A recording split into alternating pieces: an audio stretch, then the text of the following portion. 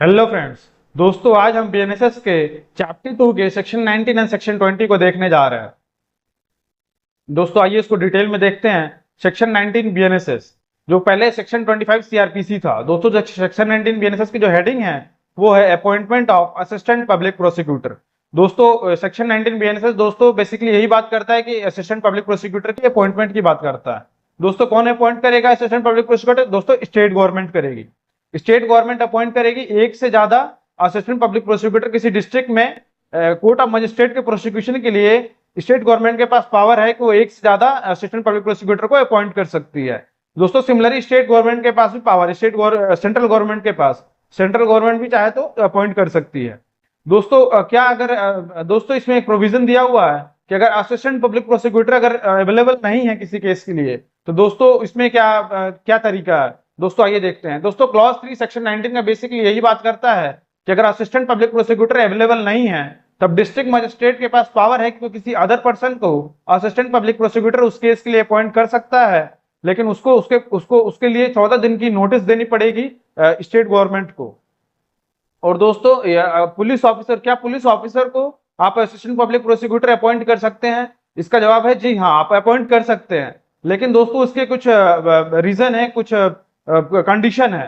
दोस्तों इसमें जो सबसे पहली कंडीशन है कि जो पुलिस ऑफिसर जिसको आप असिस्टेंट पब्लिक प्रोसिक्यूटर अपॉइंट करने की बात कर रहे हैं दोस्तों, वो उस केस में इन्वेस्टिगेशन में भाग नहीं लेना चाहिए। और जो दूसरा जो उसकी रैंक है वो इंस्पेक्टर के रैंक से कम नहीं होनी चाहिए। दोस्तों ये था सेक्शन 19 बीएनएसएस। दोस्तों आइए नेक्स्ट सेक्शन की ओर बढ़ते हैं। सेक्शन 20 बीएनएसएस जो पहले सेक्शन 25 ए सीआरपीसी में था।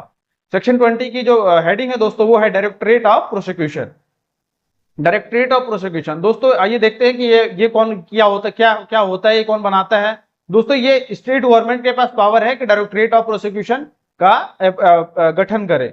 और डायरेक्टरेट ऑफ प्रोसिक्यूशन में दोस्तों एक डायरेक्टर होगा और अगर स्टेट गवर्नमेंट को लगता है तो एक से ज्यादा डिप्टी डायरेक्टर ऑफ प्रोसिक्यूशन को अपॉइंट कर सकती है। और लेकिन जो ये अपॉइंटमेंट होगी दोस्तों ये कॉन्करेंस होनी चाहिए chief justice of high court के। ये देखिए लिखा हुआ है, तो appointment should be made with concurrence of chief justice of high court. दोस्तों इनकी एलिजिबिलिटी क्या होती है और इनका काम क्या दोस्तों, आइए डिटेल में इसको देखते हैं। दोस्तों डायरेक्टर बनने के लिए या फिर डिप्टी डायरेक्टर बनने के लिए इनकी एलिजिबिलिटी क्या होती है। दोस्तों आपको डायरेक्टर या फिर डिप्टी डायरेक्टर बनने के लिए आपको minimum practice as an advocate या तो 15 साल होनी चाहिए या फिर आप सेशन जज होने चाहिए, तब आप डायरेक्टरेट ऑफ प्रोसिक्यूशन या फिर डिप्टी डायरेक्टरेट ऑफ प्रोसिक्यूशन बनने के लिए आप एलिजिबल हैं। दोस्तों इसी में एक पोस्ट होती है असिस्टेंट डायरेक्टरेट ऑफ प्रोसिक्यूशन। दोस्तों इसके लिए आपको आपकी प्रैक्टिस 7 साल या फिर 7 साल से कम नहीं होनी चाहिए, या 7 साल होनी चाहिए, 7 साल से ज्यादा, या फिर आप judicial magistrate of first class होनी चाहिए, तब आप असिस्टेंट डायरेक्टरेट ऑफ प्रोसिक्यूशन के लिए आप पोस्ट के लिए एलिजिबल है। दोस्तों इनके पावर क्या होते हैं, फंक्शन क्या है दोस्तों देखते हैं।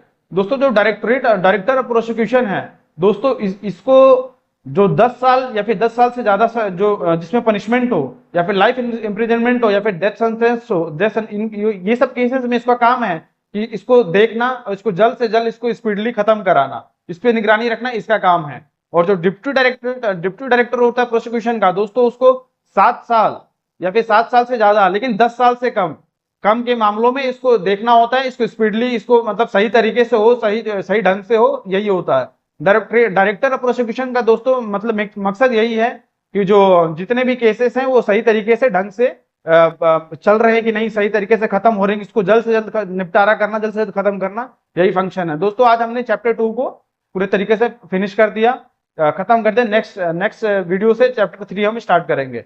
उम्मीद करता हूं आपको वीडियो लेक्चर पसंद आया होगा। दोस्तों अगर वीडियो लेक्चर पसंद है दोस्तों चैनल को लाइक एंड सब्सक्राइब करें। Thank you.